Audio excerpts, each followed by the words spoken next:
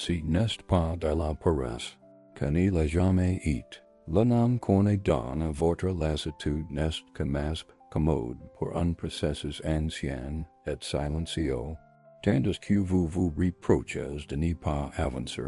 Des forces invisibles adjustent le rythme de vos pas, définissant la portée de vos désirs et vous enseignant, avec une patience quasi-rituelle, jusqu'où vous pouvez aller sans perturber l'ordre établi. Machiavel le verrait avec une lucidité déconcertante. Il dirait que l'homme est rarement inerte par nature.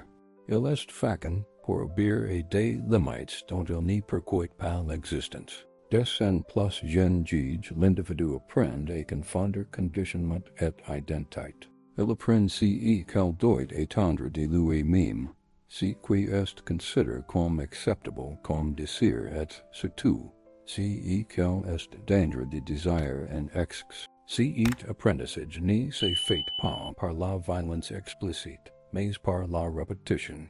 Petites frustrations, récompenses conditionnelles, punitions symboliques. Peu à peu, l'impulsion vitale est domestiqué.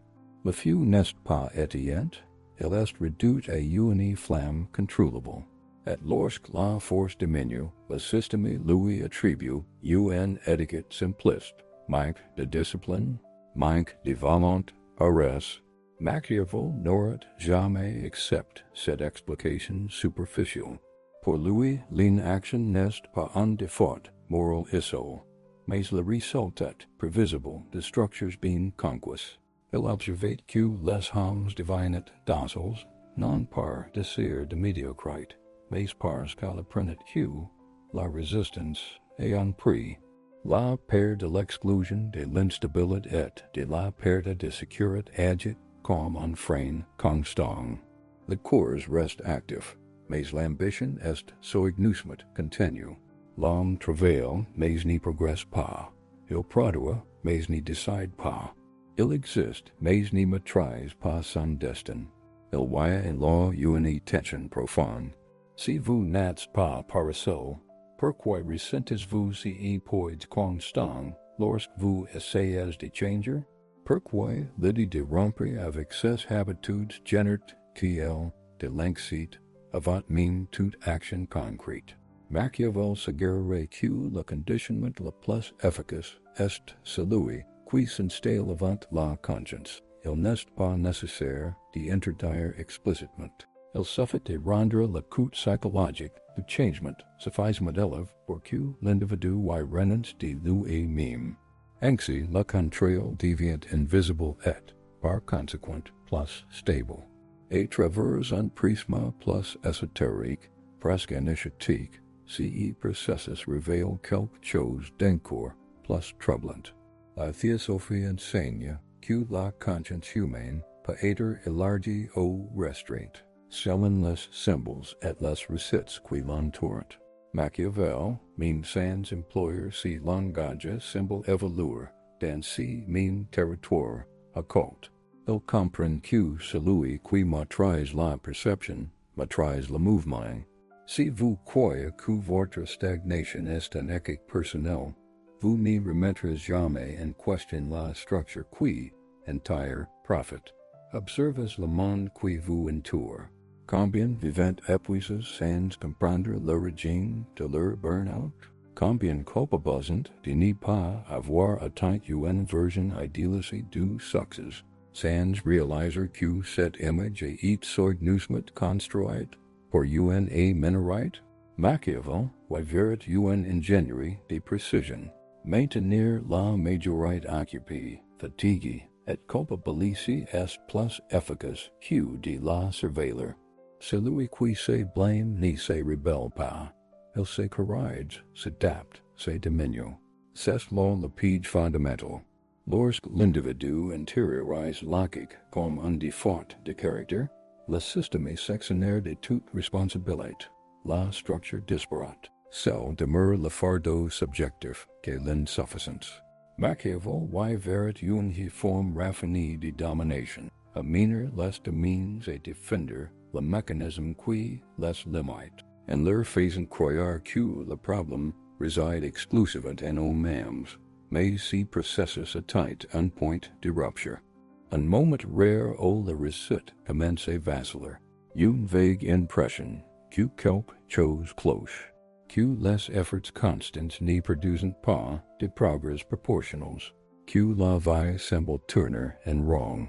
Si malaise n'est pas une faiblesse, c'est le signe d'une lucidité naissante. C'est le moment où la conscience commence à toucher les limites du conditionnement. Machiavel apparaît précisément là, non comme un libérateur romantique, mais comme un révélateur déstabilisant. Il n'offre pas de réconfort immédiat, il offre de la clarté. Et cette clarté initiale est presque toujours douloureuse, car elle exige d'admettre qu'une grande partie de ce que vous appelez choix n'était en réalité qu'adaptation, que nombre de vos limites ont été acquises et non découvertes, que votre prétendu paresse n'est pas être que le symptôme d'un esprit conditionné et n'y pas désire ce qui est permis. Cette prise de conscience ouvre une brèche dangereuse. Si n'est pas la paresse, alors qu'est-ce qui est soigneusement instillé à votre insu? Quelles autres croyances adjacentes en silence définissent la portée de vos actions? Machiavel n'y répond pas immédiatement. Il se contente de diriger le regard là auquel, osant regarder, sur les lignes intimes entre pouvoir et conditionnement. Alors que ce premier mouvement s'achève, une question demeure, non pas comme une réponse, mais comme une invitation. Si l'on vous est condition et vous restreindre, et quid profite cette contrainte, et surtout, que se passe-t-il lorsque cette question n'est plus ignorée? Le voyage n'est fait que commencer, et si qui s'est évil refuse désormais de retomber dans ce torpeur confortable. Il existe un moment commun, presque banal, qui se répète dans la vie de millions de personnes. Le réveil sonne, le corps s'éveille avant la volonté, et pendant quelques secondes un silence intérieur règne au tout semble possible. Dans ce bref intervalle, il n'y a une peur, une obligation, une culpabilité, seulement la conscience et l'état pur. Mais bientôt, l'intellect reprend la décision et, tel un vieux geôlier, nous rappelle ce qu'il faut faire, ce qu'il n'y faut pas risquer, ce qu'il est prudent d'éviter. Machiavel observerait cet instant avec une attention chirurgicale. Il saurait que c'est là, dans ce petit rituel quotidien, que le conditionnement révèle son gouffre la plus subtle. L'homme se livre accomplit ses tâches, répond aux messages, produit des résultats. De l'extérieur, il fonctionne, mais quelque chose stagne, comme si un élément essentiel était toujours remis à plus tard. Beaucoup parlent de manque de motivation. D'autres évoquent simplement la fatigue. Machiavel, lui, verrait une autre dimension. Il verrait un individu conditionné à confondre mouvement et progrès, effort et puissance, occupation et liberté. Et plus il est occupe, moins il devient dangereux. Imaginez quelqu'un qui rêvait de changer de vie. Pas de façon spectaculaire, mais simplement changer de ville, de métier, de rythme. Le projet existait, bien sûr, mais il y avait toujours un pas encore. Ce n'est pas encore le bon moment. Je n'ai pas encore assez confiance en moi. Je ne suis pas encore à la hauteur. Ces phrases semblent prudentes, presque sages. Pourtant, Machiavel y aurait reconnu un schéma appris. La prudence excessive n'est pas du hasard. Elle se cultive. Elle protège des structures qui ne tolèrent pas les ruptures inattendues. Elle voyait là un mystère. Pourquoi la peur précède-t-elle même l'acte d'entreprendre? Pourquoi l'imagination vacille-t-elle lorsqu'elle s'oriente vers quelque chose de plus grand? La réponse ne réside pas dans un traumatisme isolé, mais dans une accumulation silencieuse d'expériences quotidiennes. Le patron qui ridiculise unid, non conventionnel. L'homme qui concile ni pas prendre de risques. La famille qui valorise la stabilité par dessus tout. Chaque épisode symbole insignifiant, presque anodin. Pourtant, ensemble, ils tissent un champ invisible, où le champ des possibles se redoute sans cesse. Machiavel avait compris que le pouvoir le plus durable n'a pas besoin de menacer. Il lui suffit d'enseigner les limites. Lorsqu'un individu apprend l'autocensure, le contrôle est déjà total. Il commence à surveiller ses propres impulsions et se méfier de son ambition. Et lorsqu'il ressent cette résistance intérieure, il l'interprète comme un échec personnel. Il n'y réalise pas qu'il n'y fait qu'obéir à une logique qu'il n'a jamais consciemment choisie. On retrouve ces schémas recurrents dans différents contextes. Des personnes qui se poisonent au travail mais culpabilisent lorsqu'elles se reposent. D'autres qui se reposent mais se sentent coupables de ne pas progresser. C'est un cercle vicieux d'épuisement et de frustration. Machiavel voyait un mécanisme efficace. Maintenir l'homme dans un état de dette constante envers lui-même. Toujours redevable. Toujours en déca d'une attente qui évolue plus vite que lui. Parfois, un événement étrange se produit. Une surprise, une conversation, une perte, ou même un silence prolongé. Soudain, le dialogue intérieur se brise. On réalise alors qu'on est los non pas de dire, mais de dire sans raison. Los de remplir des obligations sans prendre des décisions. Los d'exister prisonnier des schémas invisibles. Cette prise de conscience n'apporte pas de soulagement immédiat. Elle engendre un malaise, car remettre en question ces conditionnements est le premier pas vers la perte de l'illusion de sécurité. Machiavel n'aurait jamais idéalisé cette prise de conscience. Il savait que la découverte de cette structure est dérangeante. Cela implique d'admettre que de nombreux sacrifices n'étaient pas inévitables, mais seulement utiles à d'autres. Cela implique de réaliser que l'obéissance n'était pas récompensée par la liberté, mais par une permission limitée. Et cette prise de conscience engendre une puissante tension intérieure. C'est complaire dans l'ignorance ou affronter le risque de la lucidité. Observez comment la société rejette face à ce qui sortent des sentiers battus. D'abord la perplexité, puis le jugement déguisé en inquiétude. En êtes-vous sûr? C'est trop risque. Pourquoi changer maintenant? Ces questions ne sont pas neutres.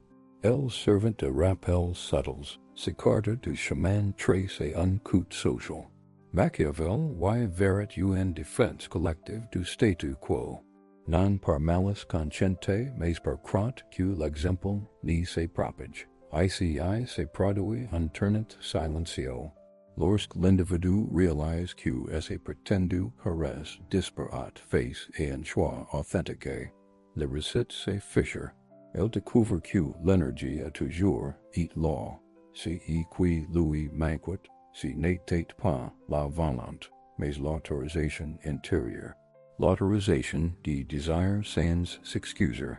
L'autorisation de sortir des sentiers battus. Cette découverte est dangereuse car elle restitue à l'individu ce qui lui avait été subtilement dérobé. La véritable responsabilité de son propre destin. Machiavel n'offre aucune consolation sur ce point. Il tend un miroir, et le reflet est déplaçant.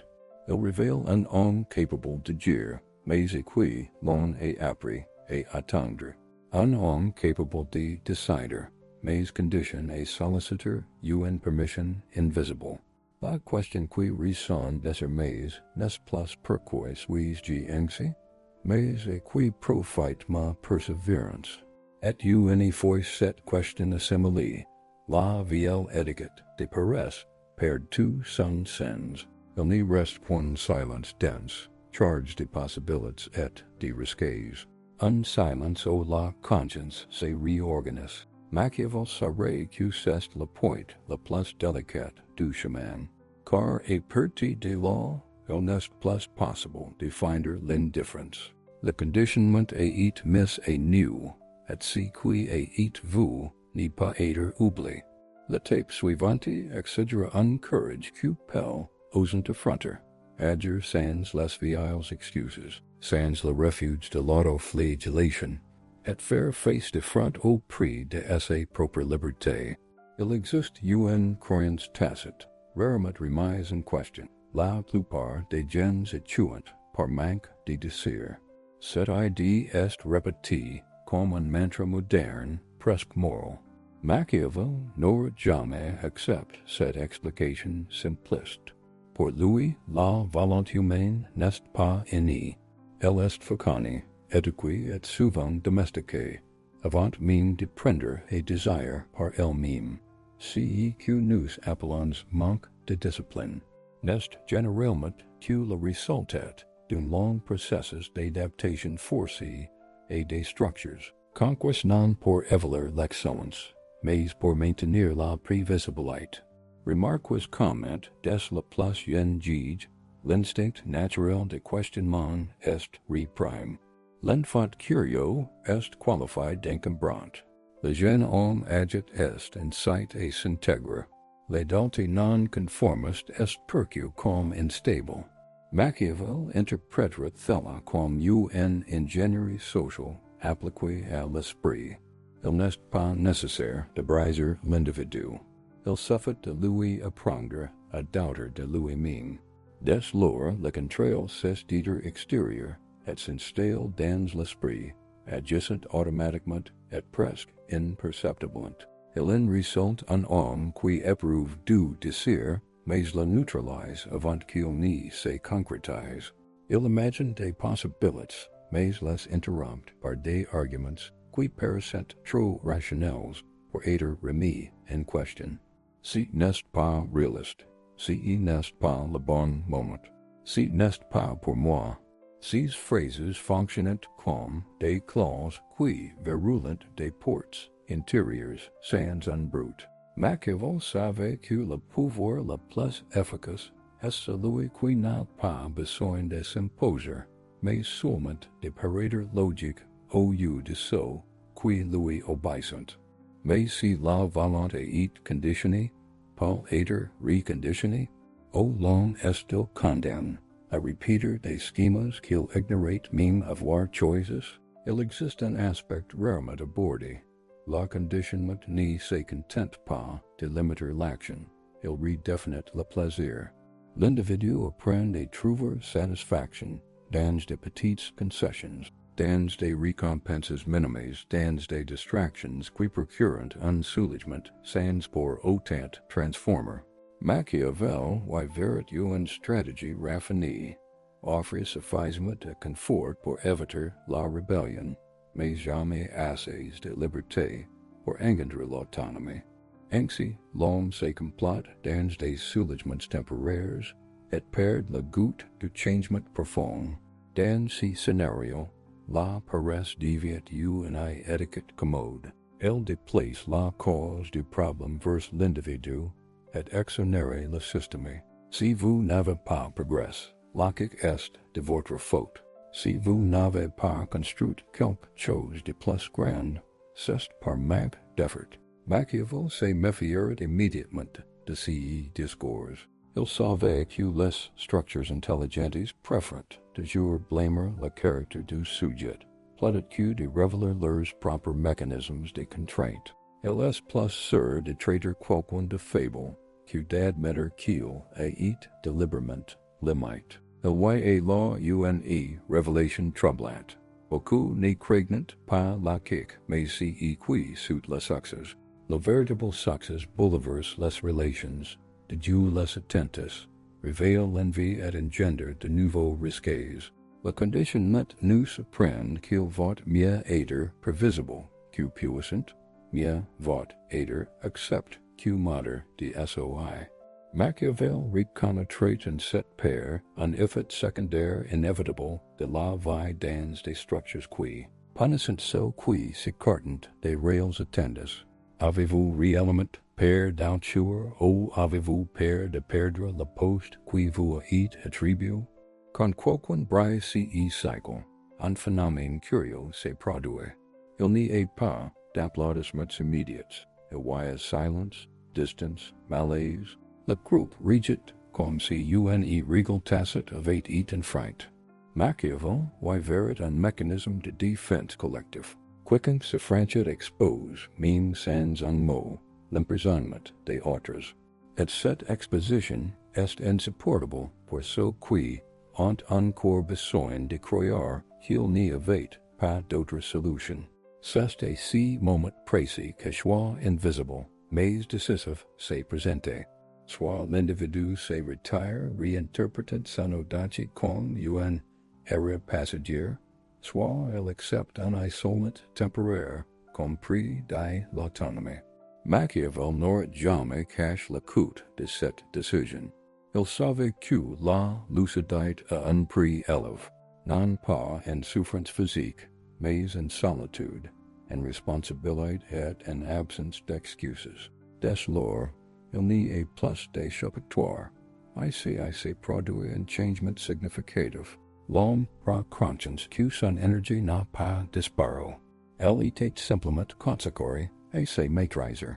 Il dépense des forces à s'adapter, à se justifier, à se rabaisser.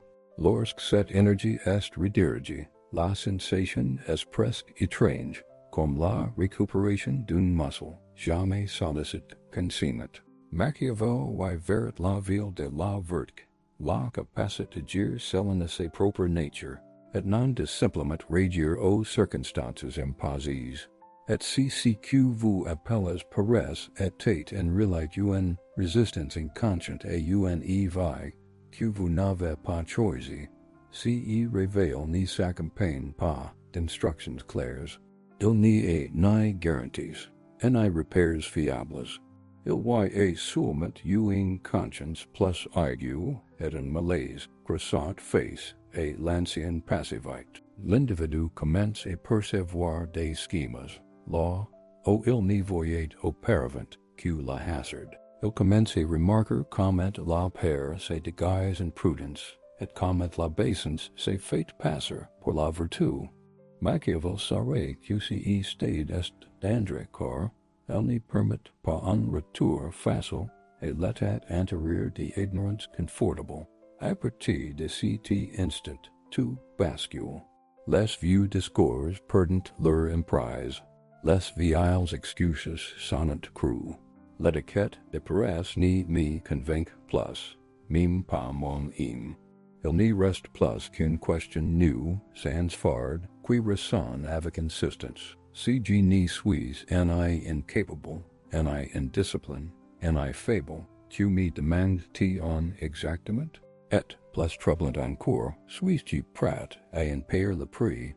Il existe des moments dans l'histoire où les comportements collectifs se modifient sans que la plupart des gens s'en rendent compte. Non pas parce que les individus sont devenus différents, mais parce que l'environnement se transforme silencieusement.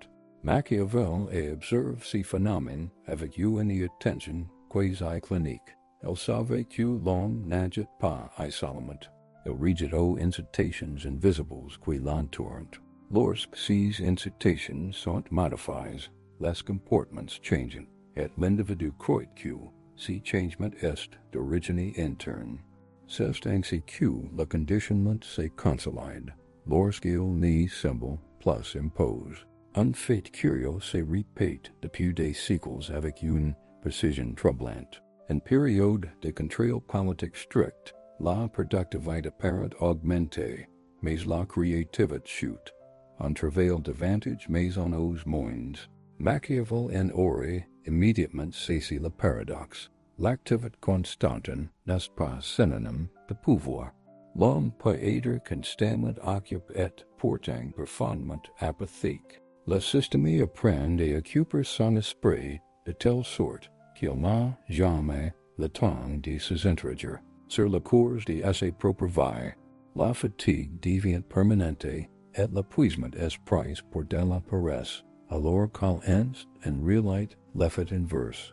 De histoire comme celle-ci se repetent à travers les epoques et les contextes. Des personnes qui se croyaient démotivées découvrent, en changeant radicalement d'environnement, une énergie insoupçonnée.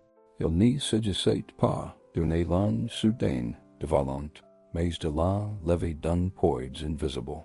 Machiavel voyait la preuve empirique que le comportement humain est profondément influencé par les structures de pouvoir qui les sous-tendent. Lorsque ces structures évoluent, l'homme évolue avec elles. Ce n'est pas une faiblesse, c'est la nature. Il existe aussi des événements improbables qui révèlent cette logique. Dans des situations de crise extrême, lorsque les règles établies s'effondrent, des individus auparavant apathiques font preuve d'un courage, d'une initiative et d'un leadership insoupçonnés.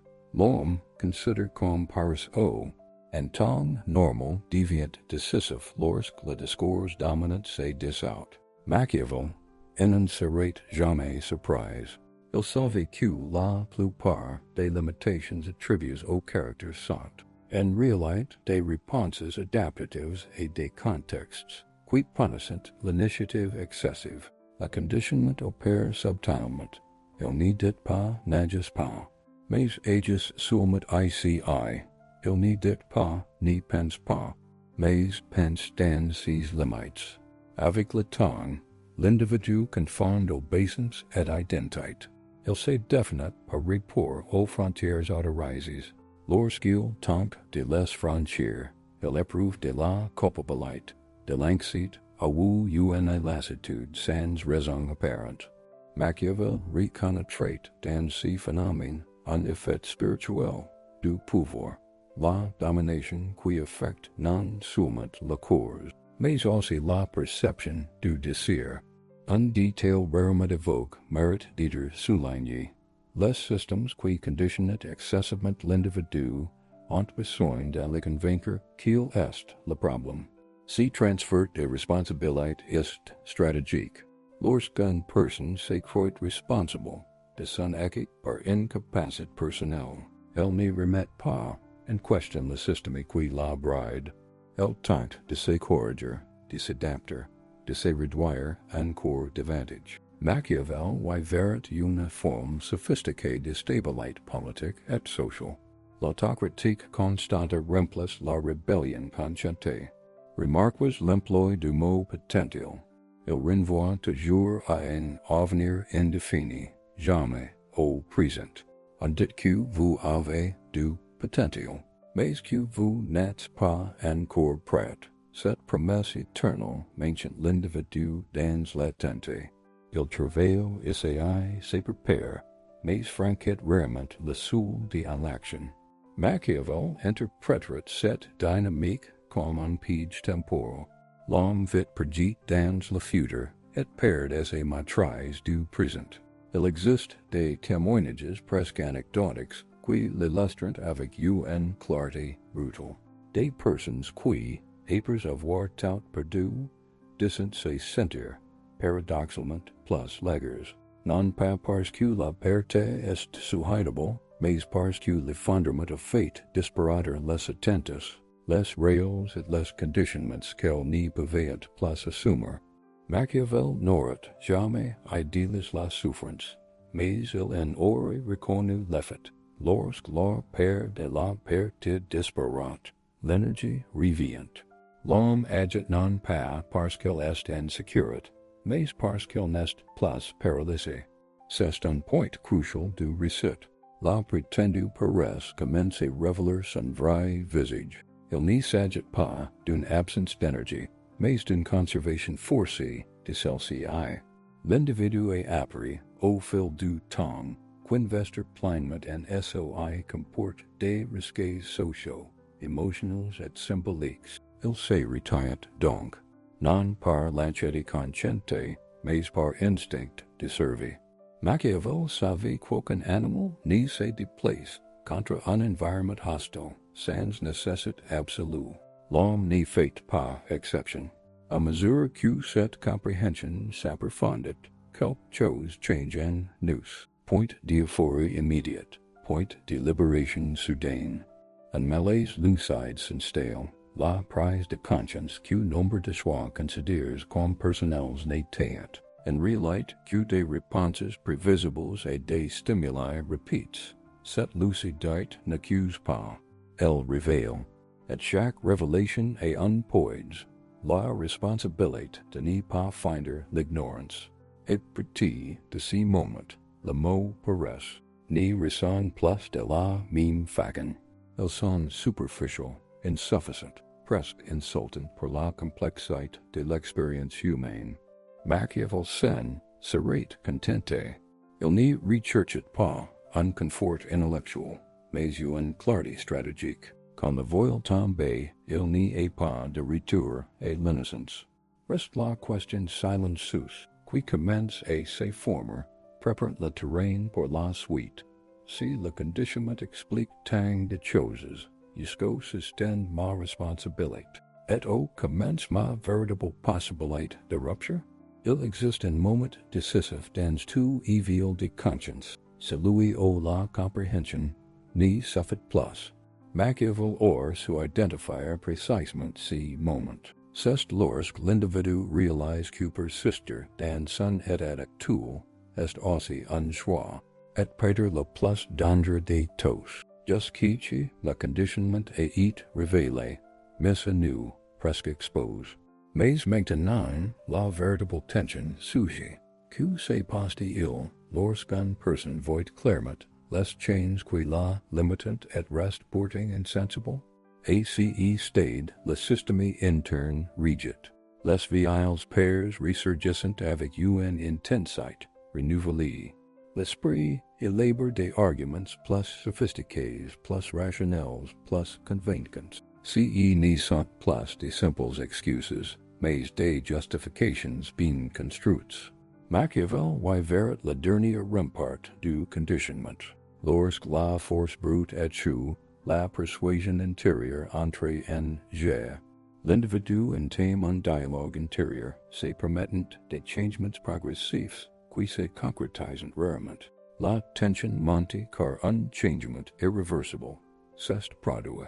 L'ignorance confortable n'est plus une option. L'individu sait que ses prétendus paresse était en grande partie une adaptation. Il sait que son énergie n'a pas disparu, mais s'est simplement réorienté vers le maintien de frontières invisibles. Pourtant, agir comporte des risques réels. Rompre avec ses habitudes peut signifier perdre l'approbation, la stabilité, les relations, son identité. Machiavel n'aurait jamais idéalisé ce moment. Il savait que chaque rupture est un coup psychologique, avant même de générer une quelconque récompense extérieure. C'est là que retournement de situation silencieux se produit. Le spectateur réalise que le plus grand obstacle n'est pas l'onde extérieure, mais l'attachement au réel qu'il a appris à jouer. La personnalité construite pour survivre commence à résister à la transformation. Elle murmure que le changement est dangereux, que la prudence est de mise, que l'acceptation est signe de maturité. Machiavel verrait dans cette voix non pas la raison, mais la peur organisée sous les traits de la logique. La réussite s'y accélère car le conflit devient intérieur et immédiat. Il ne s'agit plus de comprendre les systèmes ou les structures mais de se confronter à ses propres complicites. D'une certaine manière, le conditionnement offre des avantages, prévisibilité, excuses, absence de responsabilité totale. La liberté, en revanche, exige une présence constante, une prise de décision continue et le courage de se tromper sans soutien. Machiavel savait que peu de gens désirent ce fardeau, même lorsqu'ils prétendent voir le changement. On entend régulièrement parler de personnes qui, à l'approche d'une véritable transformation, ressentent une fatigue soudaine et inexplicable. Il ne s'agit pas d'épuisement physique, mais d'une résistance psychique. La cause ralentit, l'esprit vagabond, la motivation disparate. La vieille étiquette de paresse revient en force, cherchant à reprendre le contrôle. Machiavel voyait un conditionnement qui lot pour essayer servi. Il ne disparate pas sans confrontation. Et si stade, un sacrifice s'impose, non pas du temps en des efforts, mais une conviction fondamentale. Celle d'être exactement celui ou celle qu'on veut toujours dit être. C'est la partie la plus difficile. Car tant que l'ancienne identité demeure intacte, la transformation restera toujours partielle. Machiavel savait que le pouvoir commence lorsqu'un homme accepte de traverser l'instabilité sans s'accrocher à des anciennes définitions de lui-même. La tension atteint son paroxysme lorsque l'individu prend conscience de l'absence de toute garantie. Aucune promesse de succès, aucune validation future assurée. Sous la certitude que la poursuite du statu quo est désormais un choix délibéré. Cette prise de conscience est inconfortable, presque cruel. Elle met fin au statut de victime sans pour autant apporter de réconfort immédiat. Machiavel voyait un moment de maturité stratégique, celui où l'homme cesse d'étendre la permission de dire. Les rhythmes s'y accélèrent car la perception du temps se modifie. L'avenir cesse d'être une abstraction lointaine et commence à peser sur le présent. Chaque report résonne plus fort. Chaque distraction se révèle être une faute. Le vieux discours sur la paresse s'affaiblit, mais tente de se réinventer sous de nouveaux masques. Désormais on l'appelle prudence, équilibre, patience. Machiavel reconnaîtrait ces masques. Il savait que la peur se présentait rarement comme tel. À la fin de cette partie, le spectateur est mal à l'aise, et c'est voulu. Le terrain est préparé pour la confrontation finale. Celle qui ne se déroule pas contre le monde, mais au sein même de la conscience. La question n'est plus de savoir si le conditionnement existe, ni même si est efficace. La question qui ressonne, chargée d'urgence, est tout autre. Si je sais que j'ai facon dans quelle mesure suis-je prêt à continuer d'obéir à une forme qui ne me représente plus? Il arrive un moment où toute compréhension doit se traduire en action. Machiavel savait que le savoir qui ne se concrétise pas devient une simple distraction intellectuelle. Au terme de ce cheminement, ce qui se révèle n'est pas une nouvelle théorie, mais une exigence tacite. Prendre la responsabilité de son propre évil. Si vous n'êtes pas paresseux, si vous avez été conditionné, alors il est possible de dire. Et cette action commence de façon moins grandiose que beaucoup ne l'imaginent. La première application pratique ne requiert pas de révolution extérieure, mais une observation implacable. Machiavel nous apprendrait et nous regarder avec une froideur stratégique, non avec culpabilité. Observez où votre énergie se dissipe, non pas là où vous dites vouloir agir, mais là où vous levez systématiquement. Observez les excuses les plus élégantes que votre esprit produit. Ce sont des indices, non des défauts. Chaque justification récurrente révèle une limite intériorisée. Rendre ces limites visibles est en soi un acte de rupture. La dualité consiste à choisir un petit, mais réel, point de désobéissance consciente. Non pas contre le monde, mais contre les automatismes. Il peut s'agir d'une décision répétée pendant des mois, d'une conversation évitée, d'un projet que vous avez toujours considéré comme impossible pour le moment. Machiavel savait que le pouvoir ne se reconquiert pas d'un coup. Il se regagne par des actes symboliques qui réduisent la volonté elle-même.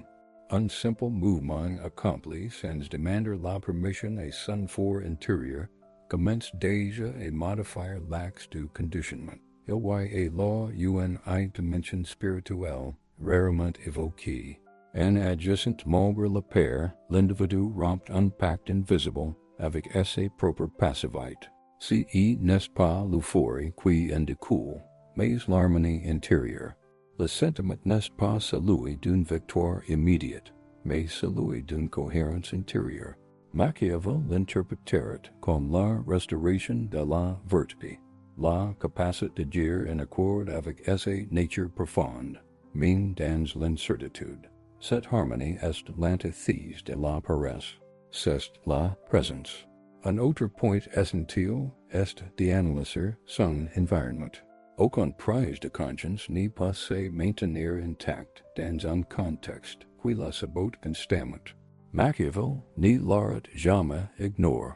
Observez quels stimuli absorbent votre attention, quelles relations renforcent votre ancienne identité, quelles habitudes vous rendent prévisible.